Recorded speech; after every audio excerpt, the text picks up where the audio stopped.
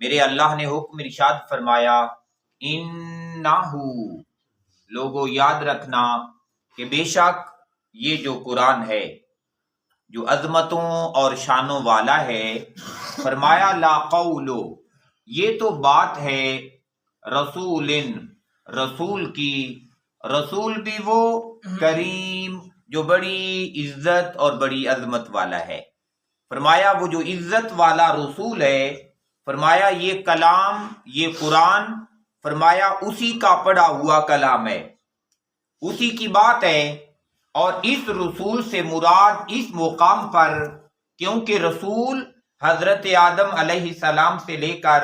حضرت محمد مصطفیٰ صلی اللہ علیہ وآلہ وسلم تک 1,24,000 کم و بیش انبیاء و رسول ہوئے، لیکن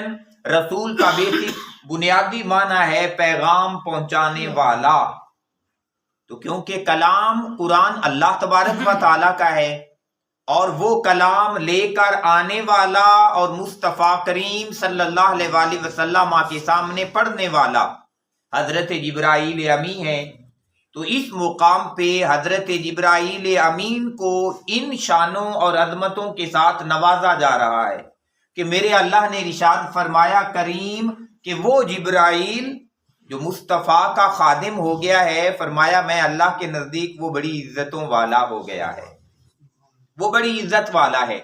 پھر ارشاد فرمایا ذی قوت، عزتوں کے ساتھ ساتھ فرمایا وہ بڑی قوتوں والا بھی ہے،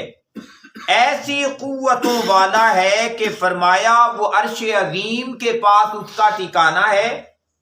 عرش عظیم کے پاس ٹھکانہ ہونے کے ساتھ ساتھ اگر ابراہیم علیہ السلام جیسی شخصیت کو منجنیق کے اندر گھما دیا جائے اور گھما کے ایک طرف سے رسی چھوڑ دی جائے اور وہ سپیڈ کے ساتھ آگ کی طرف جا رہے ہوں، میرا اللہ وہاں جبرائیل امین کو حکم ارشاد فرمائے تو پلک جھپکنے سے پہلے وہ حضرت ابراہیم علیہ السلام سے بھی پہلے آگ میں پہنچ کر ابراہیم کے لیے آگ گلزار کر دیتے ہیں۔ اتنی طاقتیں اور اللہ تعالیٰ نے اتنی پروازیں اور اتنی سپیڈ اپنے جبرائیل امین کو عطا فرما رکھی ہے۔ تو فرمایا وہ بڑی قوت والا ہے، ایسی قوت والا ہے کہ ایک آواز زور سے نکالے تو کائنات کی تمام مخلوقات فرمایا اس آواز کو سننے کے بعد اس دنیا سے رخصت ہو جائیں، وہ ایسی قوتوں والے ہیں۔ بلکہ حضرت جبرائیل امین کے جو انڈر کام کرنے والے فرشتے ہیں وہ ایسی قوت والے ہیں کہ اگر پہاڑ کو ہلکی سی کونی لگائیں تو پہاڑ آپس میں مل کے تمام لوگوں کا درمیان سے صفایا کر دیں، ایسی قوتوں والا ہے۔ پھر ارشاد فرمایا عند ذل عرش، فرمایا عرش عظیم کے پاس، مکین، فرمایا وہ وہاں کا رہنے والا ہوتا ہے، وہ وہاں کا رہنے والا ہے۔ بعض دفعہ ہم کہہ رہے ہوتے ہیں یار یہ بندہ تو فلاں سوسائٹی میں رہتا ہے، یار یہ بندہ تو فلاں علاقے میں رہتا ہے، تو گویا یہ علاقے، یہ سوسائٹیاں اور یہ کالونیاں بھی بعض دفعہ بندے کی عزت میں اضافہ کر دیتی ہیں کہ یہ کسی عام کالونی میں نہیں، یہ خاص کالونی میں رہتا ہے۔ تو اللہ تعالیٰ نے ارشاد فرمایا جبرائیل کا ٹھکانہ کہیں عام جگہ پہ ٹھکانہ نہیں ہے، عرش عظیم کے پاس ان کا ٹھکانہ ہے، وہ وہاں رہنے والا ہے۔ پھر ارشاد فرمایا مطاع، فرمایا اس کی فرما برداری کی جاتی ہے، اس کی پیروی کی جاتی ہے، سما، وہاں اس مقام پر کہ وہاں پھر جتنی نورانی مخلوقات ہیں، جتنے فرشتے ہیں، فرمایا اللہ کے حکم سے وہ جبرائیل کی باتوں کو مانتے ہیں، ان کی فرما برداری کرتے ہیں۔ امین، اور جبرائیل کی پوزیشن یہ ہے، فرمایا وہ بڑا امانت دار ہے، وہ بڑا امانت دار ہے، اور اس کا امانت دار ہونا لازم بھی ہے کیونکہ اس نے قرآن جو لے کے آنا ہے مصطفیٰ کریم صلی اللہ علیہ وآلہ وسلم کے پاس۔ پھر ارشاد فرمایا ان باتوں کو ذکر کرنے کے بعد میرے اللہ نے وما صاحبکم، اور لوگوں یہ بات بھی یاد رکھنا، وما اور نہیں ہے، صاحبکم، یہ اپنی نسبت اور صحبت کے شرف سے تمہیں صحابی بنانے والا وہ محبوب کریم جن کی صحبت کی وجہ سے، جن کی نسبت کی وجہ سے بندہ پھر بندہ نہیں رہتا، صحابی بن جاتا ہے۔ اور صحابی کا مقام یہ ہے کہ کائنات کے تمام مومنین، غوث، کتب، ابدال اکٹھے ہو جائیں، اولیاء اکٹھے ہو جائیں، پھر بھی کسی ایک صحابی کے رتبے کو پہنچ نہیں سکتے، کیونکہ انہوں نے ایمان کے ساتھ مصطفیٰ کریم صلی اللہ علیہ وآلہ وسلم کی زیارت کی ہوتی ہے۔ تو فرمایا یہ تمہارے صاحب جو اپنی نسبت کے شرف سے تمہیں صحابی بنانے والے ہیں بے مجنون، فرمایا یہ مجنون نہیں ہے، فرمایا یہ مجنون نہیں ہے، وَلَقَدْ، اور حقیقت حال یہی ہے، رَآهُ، انہوں نے دیکھا اس کو، بِالْأُفُقِ الْمُبِينِ، اس کھلے افق پر جو سب کچھ روشن کر دینے والا ہے۔ پھر ارشاد فرمایا وَمَا هُوَ، اور وہ محبوب محمد صلی اللہ علیہ وآلہ وسلم وہ نہیں ہیں علی الغیب، غیب کے بارے میں، بدنین، بخیل، وہ غیب کی خبریں بتانے میں، فرمایا وہ کنجوسی سے کام نہیں لینے والے، گویا غیب کی خبریں بتانے والے ہیں، تو یقیناً جس کے پاس غیب ہو تو وہ پھر غیب بتانے والا ہے۔ کیسے؟ اللہ تعالیٰ کے اذن سے اور اللہ تعالیٰ کے حکم سے۔ بڑی ایسی باتیں ہیں جو حضور سرور کائنات صلی اللہ علیہ وآلہ وسلم نے صحابہ کرام کے سامنے بیان فرمائی،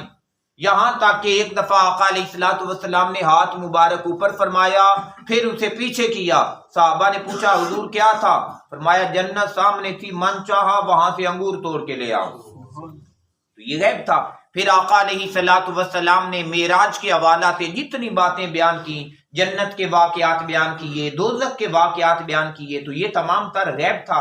اللہ تعالیٰ کی عطا ہے۔ اللہ نے اپنے محبوب کو جو چاہا وہ عطا فرمایا،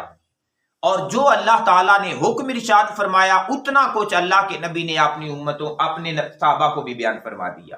یہاں تک کہ صحابہ کرام فرماتے ہیں ایک دفعہ حضور نے نماز پڑھائی، ممبر پہ جلوہ گر ہوئے، حضور نے خطاب فرمایا اور لمبا خطاب فرمایا، پھر ظہر کی نماز پڑھی، آقا علیہ الصلوۃ والسلام ممبر پہ جلوہ گر ہوئے، حضور نے خطاب فرمایا اور لمبا خطاب فرمایا۔ صحابہ کہتے ہیں حضور نے کائنات کے شروع ہونے سے لے کے قیامت تک ہر واقعہ بیان فرما دیا،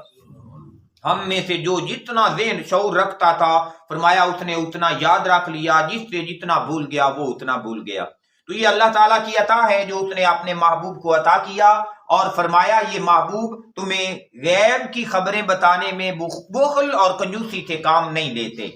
پھر ارشاد فرمایا وما ہوا، اور وہ جو قرآن ہے وہ نہیں ہے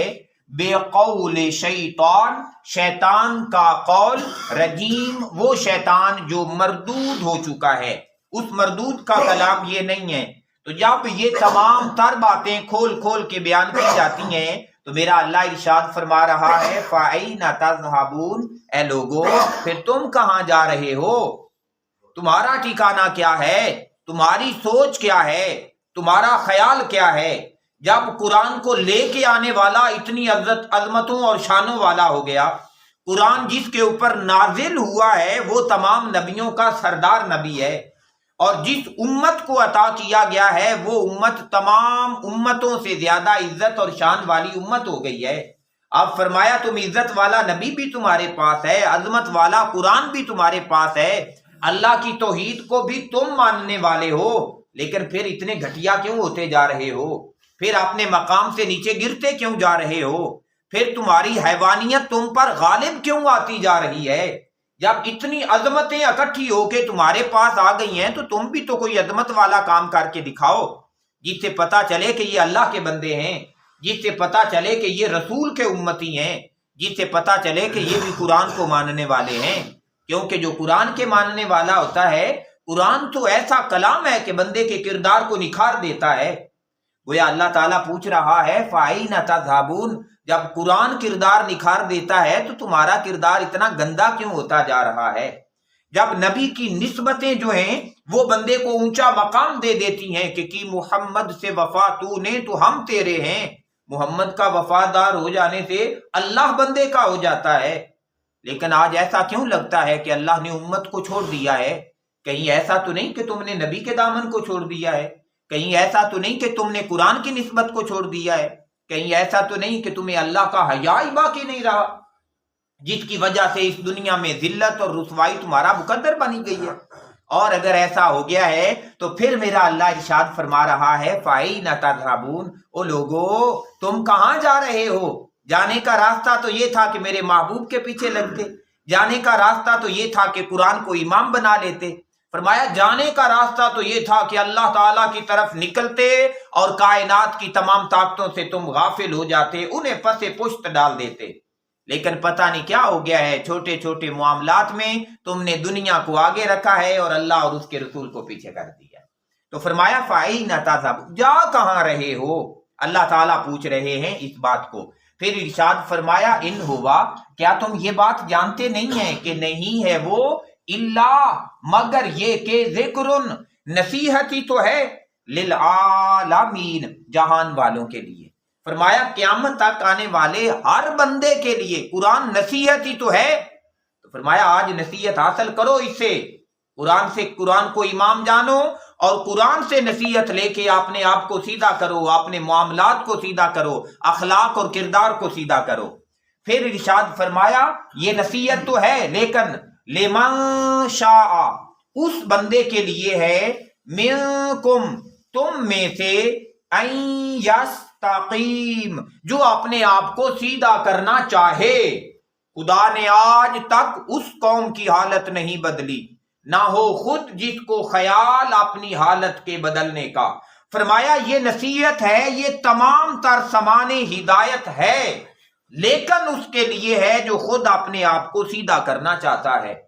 گویا میرا اللہ یہ پوچھ رہا ہے لوگو میں نے تو سارے سامان تمہیں دے دیے، اب تم بتاؤ کیا تم سیدھا ہونا بھی چاہتے ہو؟ میں نے تو جنت تمہارے سامنے رکھ دی، اب تم بتاؤ کہ کیا تم جنت میں آنا بھی چاہتے ہو؟ اور اگر جنت میں آنا چاہتے ہو تو پھر اپنے اعمال پہ نظر کرو، اگر جہنم سے بچنا چاہتے ہو تو پھر بھی اعمال پہ نظر کرو، کیا اعمال ایسے ہیں کہ جہنم سے بچا لیں؟